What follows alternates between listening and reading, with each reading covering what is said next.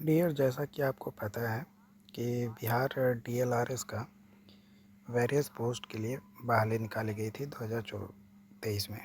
ठीक है, तो इस बहाली का एग्ज़ाम आपका लिया गया था अगस्त में। 5 अगस्त से 30 अगस्त तक एग्ज़ाम आपके लिए गए। तो ये एग्ज़ाम लिए जाने के बाद आप लोगों का डॉक्यूमेंट वेरिफिकेशन के लिए आपका रैंक कार्ड यानी स्कोर कार्ड दिया गया। स्कोर कार्ड दिए जाने के बाद डॉक्यूमेंट वेरिफिकेशन का टाइम दिया गया। डॉक्यूमेंट वेरिफिकेशन लगभग 23 दिन लगभग चले। तो इन 23 दिनों में डॉक्यूमेंट वेरिफिकेशन जो हुआ उसमें कई सारे लोगों को पेंडिंग किया गया।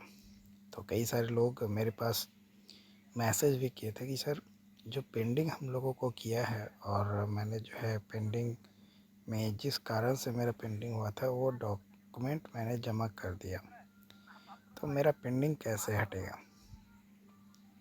देखो, जैसा कि मैंने आपको बोला था कि पेंडिंग आपका हटेगा, उसके लिए आपको बीसीसी बोर्ड एक लिस्ट जारी करेगा कि किसका किसका पेंडिंग हट गया है और किसका पैसा पेंडिंग नहीं हटा है। ये कब तक आएगा? तो ये अप्रॉक्सीमेटली मान कर चलो 15-20 फरवरी तक ये आपका आएगा। इससे पहले एक और वीडियोज़ मैंने आप लोगों को साथ शेयर किया था जिसमें मैंने ये बताया था कि 30 जनवरी को आप लोग जो है बीसीसी बोर्ड ऑफिस जाइए और आपके कई सारे साथी भी जा रहे हैं, आप भी साथ दीजिए। तो इसमें कई सारे लोग थे कि सर, यहाँ पे तो वही जाएंगे ना जिनका सेफ़ जोन में है। ऑब्वियसली वही जाएंगे जिनको सेफ़ जोन में है और उन्हें लगता है कि उनका सिलेक्शन हो जाएगा, वही जाएंगे। लेकिन कुछ वैसे भी लोग होंगे जो इस मकसद से जाएंगे कि नहीं भाई, हमारा हो या ना हो, कम से कम दूसरे लोगों का हो जाए। तो ये डिपेंड करता है क्यों आपका सोच क्या है।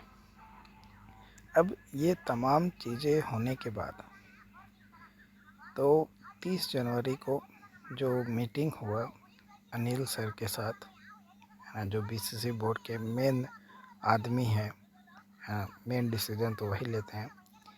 तो वो जो डिसीज़न था, क्या क्या बातें हुई, मुझे जो बताया गया एक स्टूडेंट के द्वारा, वो मैं बात कर रहा हूँ। क्योंकि मैं अभी बिहार में हूँ नहीं कि मैं बीसीसी बोर्ड ऑफिस पहुँच पाऊँ। जब मैं बिहार में अवेलेबल था, मैं बीसीसी बोर्ड ऑफिस गया था। ऐसा नहीं है कि मैं नहीं गया था, मैं गया था कई सारे स्टूडेंट्स के साथ, है ना।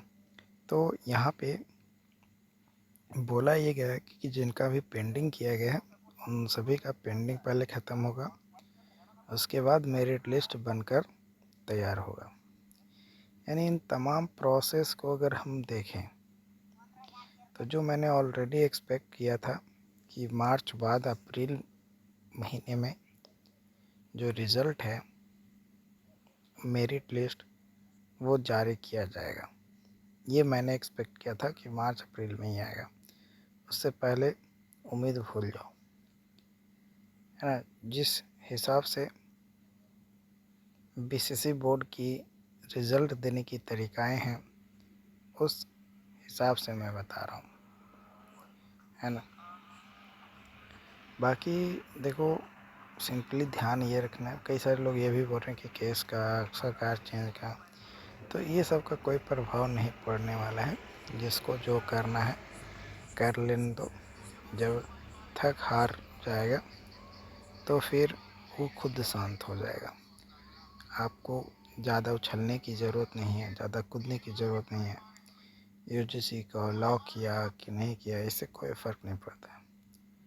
आपको बस इस बात की फ़र्क पड़ना चाहिए कि जिस डेट में आपने क्यों भरा है उस डेट को कहाँ पे रखे हो, ताकि ये पता चल सके कि हाँ, इस डेट वाला यहाँ पे रखा हुआ है। ओके, तो ये चीज़ ध्यान रखिएगा। बाकी देखो, जो आपका रिज़ल्ट है वो मान के चलो मार्च के बाद ही आएगा, अप्रैल मई तक, क्योंकि कम से कम 3 से 4 महीना बीसीसी बोर्ड लेगा पेंडिंग क्लियर करना, मेरिट लिस्ट जारी करना, इन सब तमाम ज्वाइनिंग वगैरह करते करते कम से कम 3 से 4 महीना आराम से आपका लगेगा। तो इसलिए ज़्यादा परेशान मत होना है। बाकी टाइम टू टाइम कई सारे स्टूडेंट बीसीसी बोर्ड ऑफिस जाते रहते हैं, तो आप लोग जाते रहिए। ग्रुप में देखो, जितना ज़्यादा ग्रुप में जाओगे जो आपकी बातें हैं ना वो इम्पैक्टफुल रहता है। आपकी जो बातें हैं जल्दी सुनी जाएगी। ये तो पता है कि आप बीसीसी बोर्ड ऑफिस जाओगे तो किसी 5 या 4 या 3 को ही बोर्ड ऑफिस में जो अनिल सर बैठे रहते हैं जहाँ पे, वहाँ पे भेजा जाता है। तो उससे कोई फ़र्क नहीं पड़ता, बट वो आके आपको इन्फॉर्म ज़रूर करेगा। तो इसलिए एक दूसरे का साथ देना स्टार्ट कीजिए। ओके।